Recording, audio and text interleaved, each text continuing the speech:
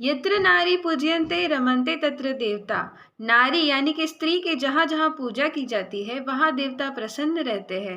पति परमेश्वर होता है, पति की सेवा करना ही स्त्री का धर्म है। लेकिन किस हद तक? क्या दोनों के लिए कोई एक्सेप्शनल केसेस है? क्या इसकी कोई लिमिट है? I am loving this question, so let's get started. नारी केवल पति की सेवा करे। नारी ये ना सोचे कि मेरा पति कैसा है, वो अंधा है, लंगड़ा है, बहरा है, अच्छा है, बुरा है, कैसा भी है, बहुत नालायक है पति, कोई बात नहीं, वो है ना, तुम तो मत बनो। आप अपनी जगह बढ़िया रहो, सुख से रहो, आनंद से रहो।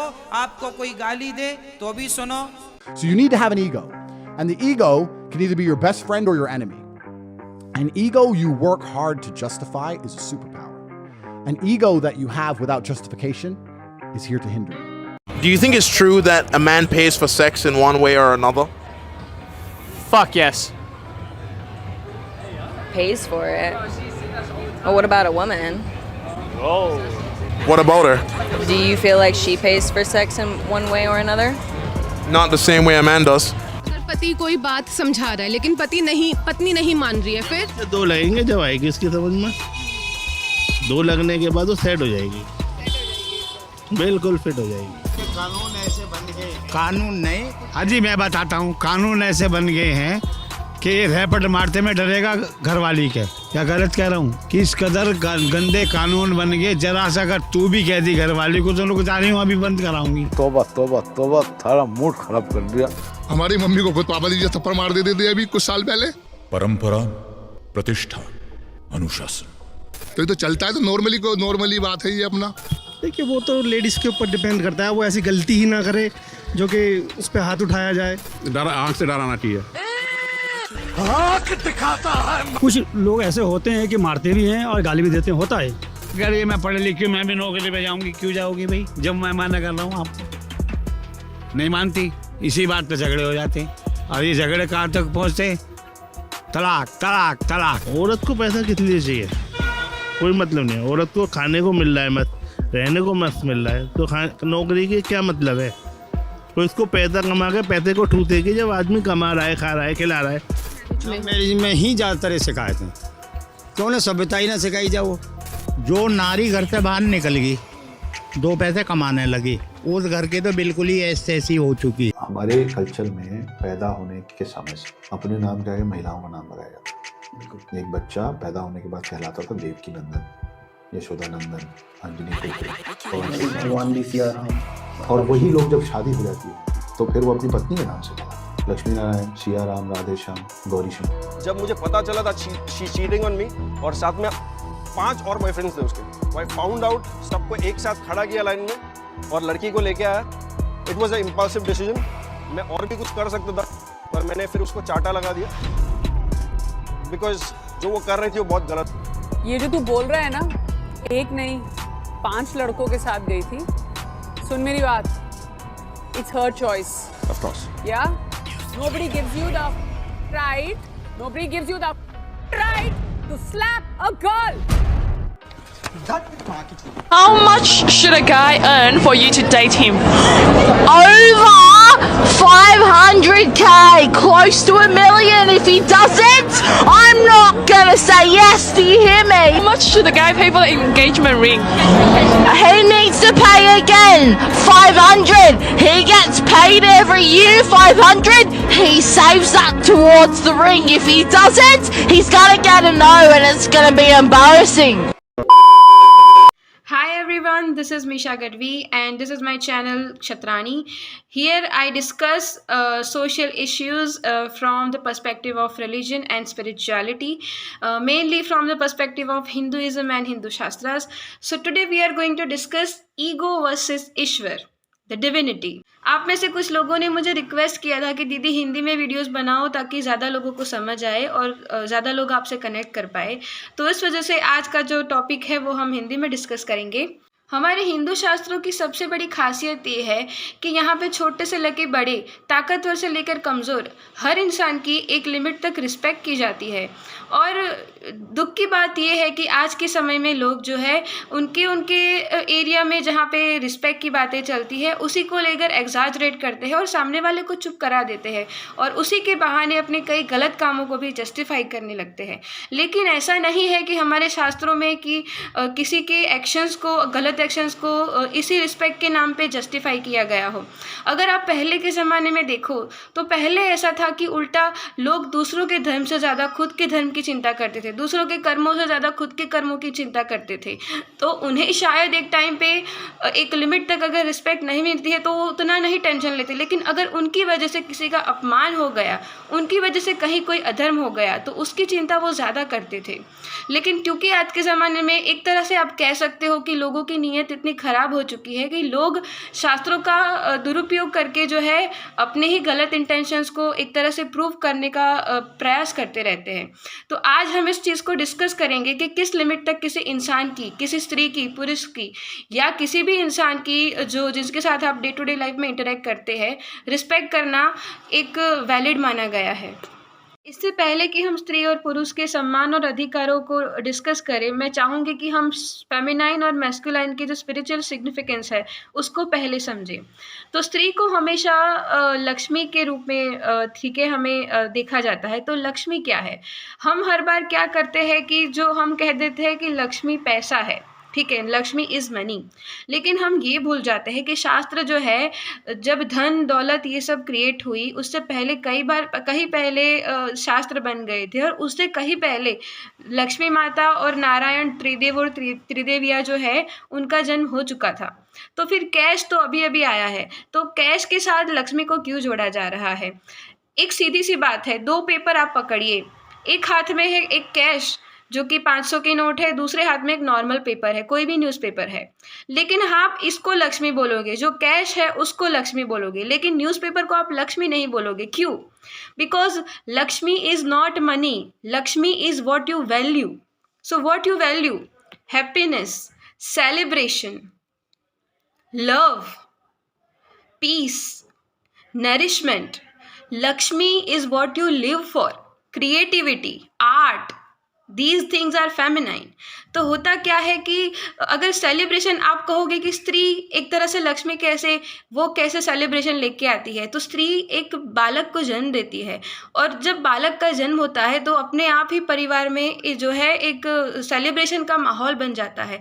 इस वजह से, इसी सिग्निफिकेंस की वजह से, उसके अलावा बहुत सारी चीज़ें हैं कि Lakshmi is what you live for. Lakshmi जो चीज़ें देती है, जो वो उसका सिग्निफिकेंस ये है कि जो चीज़ों को आप वैल्यू करते हो, जिसके लिए आप जीते हो, जिसके लिए आप जीना चाहते हो, वो चीज़ें आपको लक्ष्मी देती है। तो अगर पति को परमेश्वर माना जा रहा है, अगर पुरुष को ठीक है वंश माना जाता है और जो पुरुष को जो है पति जो को परमेश्वर माना जाता है, तो परमेश्वर क्या होता है? जब भी हम परमेश्वर के बारे में सोचते हैं तो हमारे दिल में, हमारे दिमाग में क्या ख्याल आते हैं? परमेश्वर वो होता है जो सबकी केयर करता है, जो सबसे प्रेम करता है, जिसके अंदर दया भाव खूट खूट के भरा है और जो है सबका भला चाहता है, और जो डेविल होते हैं, जो ईविल फोर्सेस होते हैं, उससे हमें प्रोटेक्ट करता है। तो यही चीज़ हो गई कि जब आप पति को परमेश्वर के रूप में देखते हो तो परमेश्वर के उस रूप को देखने के लिए आप उसके अंदर यही चीज़ें एक नॉर्मली एक्सपेक्ट करोगे। वही चीज़ अगर आप स्त्री को लक्ष्मी के रूप में देखते हैं तो एक नॉर्मल एक्सपेक्टेशन होती है कि ये चीज़ें आप उनसे एक्सपेक्ट करते हो। अब आप लोग सोच रहे होंगे कि मैं अपने मेन टॉपिक से भटक रही हूँ, ईगो वर्सेस ईश्वर। तो यहीं पे बात आ जाती है कि ईगो और ईश्वर के बीच में क्यों डिफरेंस है, ईगो ईश्वर से इतना भिन्न क्यों है, क्यों जो है कि जो ईगोइस्टिक लोग होते हैं उनकी रिस्पेक्ट करना कोई सेंस नहीं बनता। तो इसकी आज हम एक सिस्टमेटिक जो है लॉजिकल अप्रोच इस डिस्कशन में लाएंगे और इसको डिस्कस करेंगे। ईगो की पहले हम डेफिनेशन समझते हैं। तो ईगो मेरी अंडरस्टैंडिंग में जो है, जो मैंने स्पिरिचुअलिटी, चक्रास, एस्ट्रोलॉजी, वैदिक एस्ट्रोलॉजी जो है और बायोलॉजी और साइकोलॉजी, इन सब को मिला के मैं चीज़ों को जिस तरह समझती हूँ उस हिसाब से मेरी नज़र में ईगो की डेफिनेशन ये है कि एक तरह से ईगोइस्टिक इंसान वही होता है जो अंदर से एक्चुअली कॉन्फिडेंट नहीं होता। कॉन्फिडेंस ऐसा होता है कि वो कभी इंसान अपने आप को प्रूव नहीं करना चाहता। वो ऑलरेडी जानता है कि मैं ये चीज़ कर सकती हूँ, मुझे प्रूव करने की ज़रूरत नहीं है। लेकिन जो ईगो होता है वो जानबूझ के बढ़ा चढ़ा के लोगों को दिखाना चाहता है कि देखो मैं ये हूँ, देखो मैं ये कर सकता हूँ, देखो ये मेरे पास है, देखो ये मेरी बात है, देखो मैं ऐसे कर सकता हूँ। ये चीज़ें क्यों ऐसा होता है? क्योंकि ईगो एक्चुअली ये दिखाता है कि इंसान एक्चुअली अंदर से कॉन्फिडेंट नहीं है। क्यों कॉन्फिडेंट नहीं है? तो उस पर डिपेंड करता है कि उसके या तो कोई पास्ट एक्सपीरियंसेस है या फिर पर्टिकुलरली इस सिचुएशन में उसकी कोई मोह है, उसकी कोई इच्छाएं है जो उसे लगता है कि उसके हिसाब से पूरी नहीं हो रही है, उसकी जो कुछ एक्सपेक्टेशंस है उस हिसाब से चीज़ें नहीं चलने वाली है, तो एक तरह से इनसिक्योरिटी ट्रिगर होती है। तो अगर आप साइकोलॉजी में देखोगे तो बताएंगे कि ईगो की डार्क साइकोलॉजी क्या है। तो ईगोइस्टिक लोग जो होते हैं वो एक्चुअली अपने अंदर से इनसिक्योर होते हैं और अपनी इनसिक्योरिटी को ठीक है एक तरह से कवर करने के लिए एक शील्ड बना देते हैं ईगो का, तो ताकि वो लोगों के सामने अपने आप को वीक ना समझे। तो ये होता क्या है? अब इनसिक्योरिटीज़ कब आती है? तो वो 2 टाइप से आती है। या तो उनके पास्ट एक्सपीरियंसेस लोगों के साथ या घर में या बाहर या कहीं भी दोस्तों के बीच में या क्लास में कहीं भी ऐसे उनके एक्सपीरियंसेस रहे हैं कि उनके अंदर सेल्फ वर्थ के इश्यूज़ है। उन्हें लगता है कि वो किसी चीज़ के लायक नहीं रहे, या फिर उन्हें लगता है कि उन्हें वो रिस्पेक्ट मिलेगी नहीं अगर उन्होंने वो छीन के नहीं ली।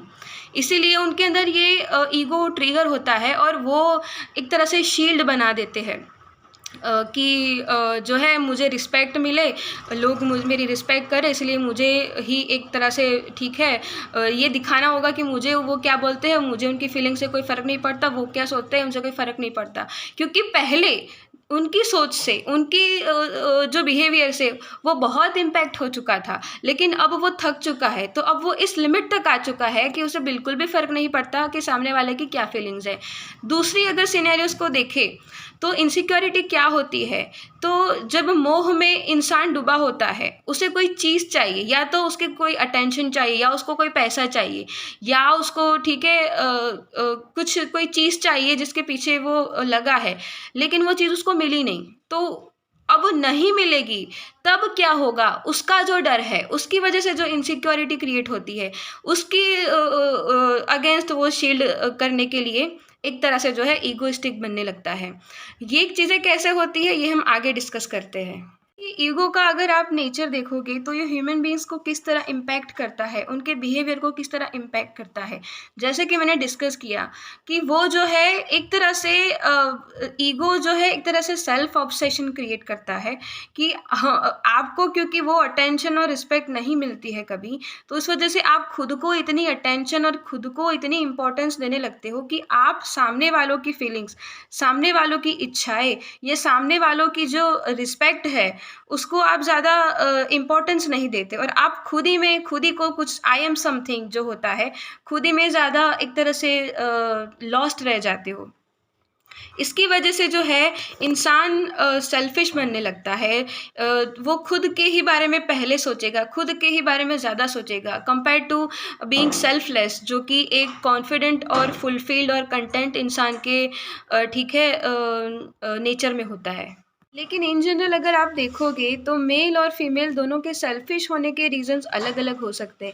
यूजुअली मैन जो होते हैं वो इधर सेक्स, ईगो या फिर कभी कभी करियर की वजह से थोड़े से सेल्फिश बन सकते हैं, या फिर कंपटीशन अगर किसी चीज़ में मैन टू मैन हो रहा है किसी चीज़ के लिए, स्पेशली लड़कियों के लिए अगर कोई कंपटीशन हो रही है तो उसमें man can be selfish to each other. Okay, female की सेल्फिश रहने के रीजंस क्या हो सकते हैं? तो dependency, insecurity and attention by look. Generally attention के लिए मेल और फीमेल दोनों ही सेल्फिश हो सकते हैं। आप देखोगे कि मेल जो है, जो 2 बेस्ट फ्रेंड्स होते हैं, मेल बेस्ट फ्रेंड्स, उनकी दोस्ती बहुत अच्छी चलती है, लेकिन लड़की की वजह से दोनों लड़ लेते हैं। लड़कियों में भी यही होता है कि जो बहुत पॉपुलर या अटेंशन चाहती है वही चीज़ें या तो बहुत ज़्यादा बिचिंग करेगी या इन सब चीज़ों से। आप अगर समझने की कोशिश करें कि मैन क्यों सेक्स और ईगो के लिए सेल्फिश हो सकते हैं या सेल्फ सेंटर्ड होने लगते हैं, तो उनकी बायोलॉजी के अकॉर्डिंग ये बायोलॉजिकल गिवन है कि लड़के के दिमाग में यूजुअली ये चीज़ें ज़्यादा चलती है, क्योंकि वो बायोलॉजिकली प्रोग्राम्ड होते हैं कि ज़्यादा से ज़्यादा प्रोक्रिएशन करना है ताकि ह्यूमैनिटी सर्वाइव कर सके। वैसे ही अगर लड़कियों को देखें, क्योंकि उनका एग्जिस्टेंस इतना सॉफ्ट और वल्नरेबल है कि कभी भी उनके एग्जिस्टेंस को जो है खतरा हो सकता है और उन्हें सर्वाइवल इश्यूज आ सकते हैं, इसीलिए वो जो है डिपेंडेंसी और इनसिक्योरिटीज़ की वजह से कभी कभी सेल्फिश बन सकती है। दोनों जेंडर्स के सेल्फिश बनने के रीजंस अलग है, तो उनके सेल्फिश बनने का नेचर भी डिफरेंट होता है। लड़के यूजुअली जो है अगर सेक्स के लिए जब सेल्फिश बनते हैं तो या तो वो चीट करेंगे, या तो झूठ बोलेंगे, या तो मैनिपुलेट करेंगे, या फिर अगर उनके ईगो पे बात आ जा रही है, ईगो की वजह से अगर वो ईगो की हर्ट हो रहा है, उसकी वजह से अगर वो सेल्फिश बन रहे हैं, तो उनका नेचर होगा या तो वो तुम्हारा कॉन्फिडेंस तोड़ने की कोशिश करेंगे, या फिर एक्सट्रीम केसेस में वो वायलेंट भी हो सकते हैं। The dark side of masculine. Dark side of feminine ये होती है कि या तो अगर विमेन सेल्फिश बन रही है तो वो अगर अटेंशन की वजह से सेल्फिश बन रही है, तो या तो इधर they will put each other down. लड़कियां या तो एक दूसरे को नीचा दिखाएगी या फिर लड़कों को नीचा दिखाएगी। They will call man are trash, और you are not capable of doing something or this or that, या फिर वो पीपल प्लीजिंग नेचर उनका हो जाएगा। अटेंशन के चक्कर में लड़कियां कुछ जो होती है, जो सेल्फिश होती है, वो लोगों की इमेज को भी जो है पुट डाउन करने की कोशिश करेगी। आप देखोगे कि एक औरत ही औरत की दुश्मन हो सकती है, तो उसमें वो लड़कियां भी हो सकती है, या फिर वो लड़कों को भी पुट डाउन कर सकती है, उनकी इमेज ख़राब कर सकती है। अगर वो इनसिक्योरिटीज़ या डिपेंडेंसीज की वजह से सेल्फिश बन रही है, तो या वो इमोशनल ब्लैकमेल करना शुरू करेगी। लेकिन अगर आप देखोगे, एक तरह का बायोलॉजिकल रिस्पॉन्स है, लड़कियां जो है क्योंकि वो फिज़िकली वीक है तो वो फिज़िकल वायलेंस नहीं देख सकती। लड़के इमोशनली वीक होते हैं एक्सप्रेस करने में, या इमोशनल हेल्थ उनकी, they are more likely to have heart attacks than women. So क्योंकि लड़के इमोशनली वीक होते हैं, वो लड़कियों को रोते हुए नहीं देख सकते, वो इमोशनल अटैक्स नहीं देख सकते यूजुअली, क्योंकि वो इमोशनली वीक फील करना प्रेफर नहीं करते, वो किसी और एनवायरनमेंट में शिफ्ट कर देंगे। लेकिन जब वो देखते हैं कि लड़की किसी चीज़ की वजह से रो रही है, तो वो उनकी एक तरह से वीकनेस बन जाती है। इसी चीज़ का जो है आप सबकॉन्शियसली देखोगे कि कई लड़कियां मिसयूज़ करती है कि वो झूठे आंसू, या फिर छोटी सी बात पे अगर वो अपना वो काम ना बनवा पाए तो वो रोना शुरू कर देगी ताकि उसका काम हो जाए। आप लोग कहोगे कि ये तो बहुत ही बेसिक सी बात है, तो इसे डिस्कस करने की क्या ज़रूरत थी, ये तो हर कोई जानता ही है कि ऐसा होता है कि लड़के जो है वो सेक्स और ईगो की वजह से सेल्फिश बन जाते हैं, लड़कियाँ डिपेंडेंसी और इनसिक्योरिटीज़ की वजह से, या फिर दोनों ही जेंडर्स जो है अटेंशन के लिए कभी कभी सेल्फिश बन जाते हैं। इसमें नया क्या है? तो बात यह है कि इनकी बायोलॉजी जब हमने समझी, तो बायोलॉजी की वजह से जो आप देखोगे कि लड़कियां जो है वो ज़्यादा हाइपरगामस बन जाती है और लड़के जो है वो पोलीगामस बन जाते हैं।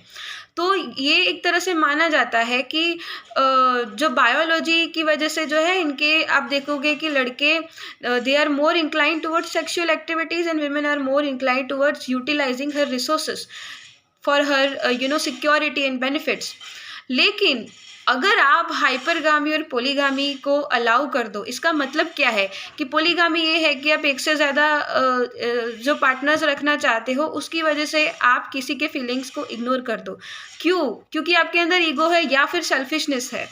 तो आप इतने अंधे हो गए हो कि आप अपने बायोलॉजी की वजह से जो है आप एक किसी की फीलिंग्स को इग्नोर करके अपने बायोलॉजी पे ही एक्ट कर रहे हो। वही चीज़ अगर हाइपरगामी पे ले लो, तो लड़कियां जो है कि अगर उनसे सक्सेसफुल लड़का मिल गया है तो पुराने वाले को छोड़ देगी, या फिर जो है अगर ज़्यादा सक्सेसफुल लड़का अगर नहीं आ रहा है तो उसको डिसरिस्पेक्ट कर देगी। तो ये सारी चीज़ें जो है, बायोलॉजी कभी आपके मिसबिहेवियर को जस्टिफाई नहीं करता।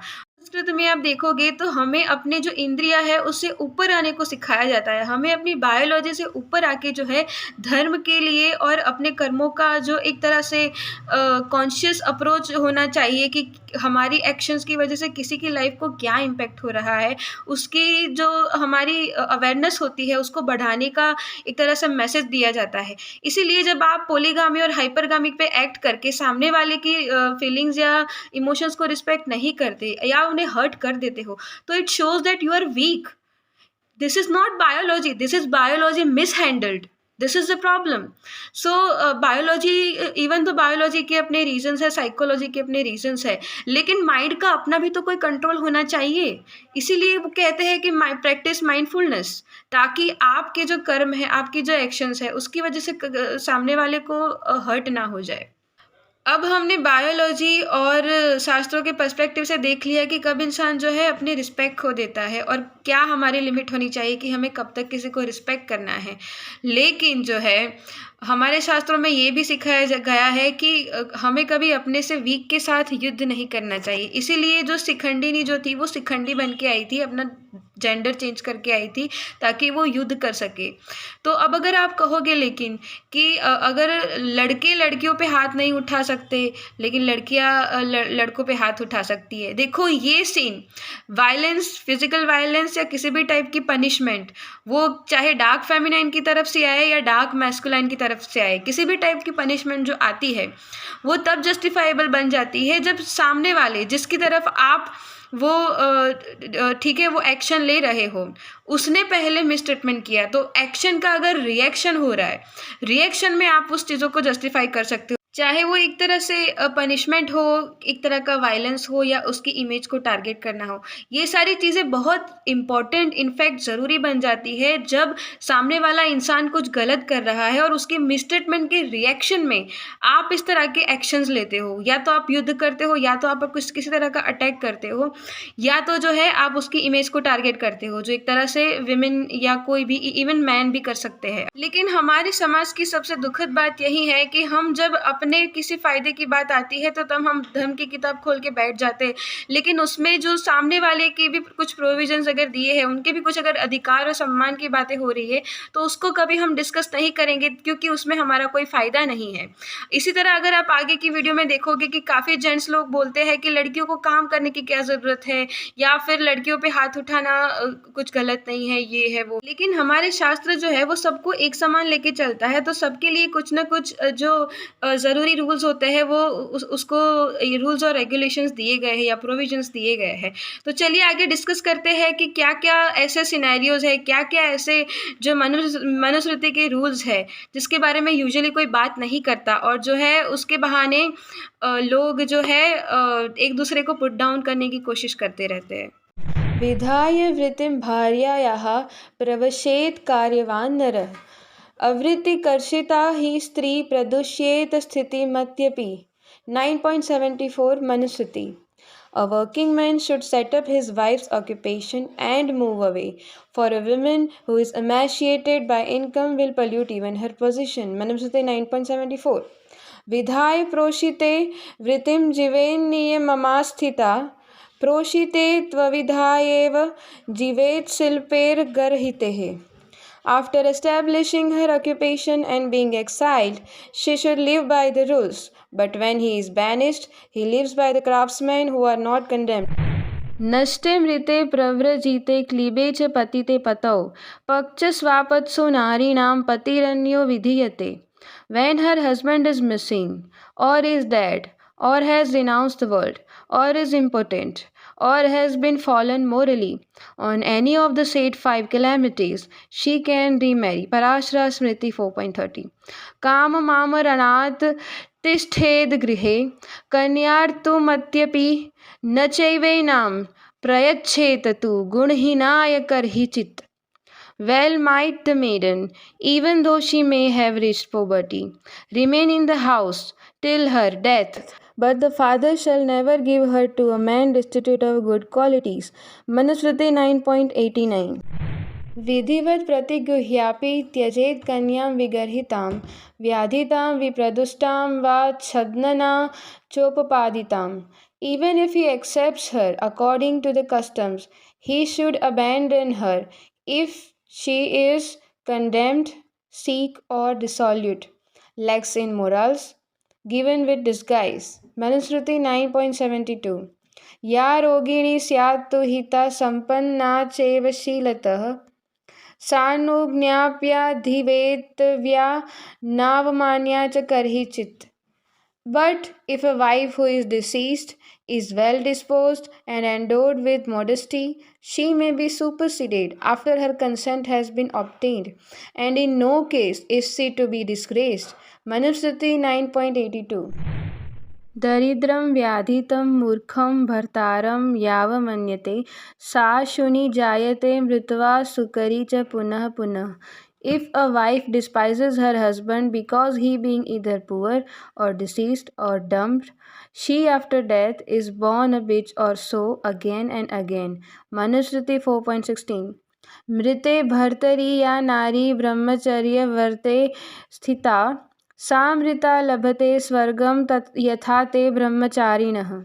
A woman who observes celibacy after the death of her husband, she dies and gets heaven just like those male celibates. Manusmriti 4.31. Manusmriti और पराशरा स्मृति के ये मंत्र दिखाते हैं कि इवन दो मिसट्रीटमेंट के अगेंस्ट आप एक्शंस ले सकते हो, लेकिन वायलेंस कम से कम केसेस में, सिनेरियोज में आपको देखने को मिलेगा. यूजुअली जनरली वो यही सिखाते हैं कि अपने पार्टनर को छोड़ दो या जितना हो सके उतना इस सिचुएशंस को अवॉइड करने की कोशिश करो. लेकिन अगर एक लिमिट क्रॉस हो जाती है, उसके बाद अहिंसा हमेशा सबसे पहला हथियार माना गया है शास्त्रों में. जब भगवान राम को वनवास मिला था तब सीता जी उनके साथ रही थी. उन्होंने उनके डाउनफॉल में उनका साथ दिया था. इसी तरह राम ने किसी और स्त्री की तरफ आंख उठाकर भी नहीं देखा था और अपने पोलीगामस नेचर और अपने एनिमल इंस्टिंक्ट्स, जो बायोलॉजिकल इंस्टिंक्ट्स होते हैं, उसके ऊपर चल के एक मानव धर्म जो है उसको फिर से स्थापित किया. और क्या दोनों ने ही एक अच्छा एग्जाम्पल सेट किया कि किस तरह जो है हमारा रिलीजन और हमारे कर्म और हमारे धर्म को हमें फॉलो करना है. सो इन द एंड कंक्लूजन यही आता है कि अगर लक्ष्मी की तरह आपकी पूजा होनी चाहिए और अगर आप लक्ष्मी की तरह नहीं बनना चाहते, परमेश्वर की तरह अगर आपकी पूजा होनी चाहिए लेकिन आप परमेश्वर की तरह नहीं बनना चाहते, तो आप अपनी दिव्यता खो देते हो. सारे देवताओं में आप देखोगे कि ब्रह्मा जी है, उनको जो है श्राप मिला था कि उनकी पूजा नहीं करेगा कोई. क्यों? क्योंकि उनके घमंड की वजह से. तो ईगो जो है तो आपकी जो दिव्यता है उसको कम कर देता है, तो आपको कम पूजनीय बना देता है. In the end, be kind, good luck and please take care of each other. Good luck.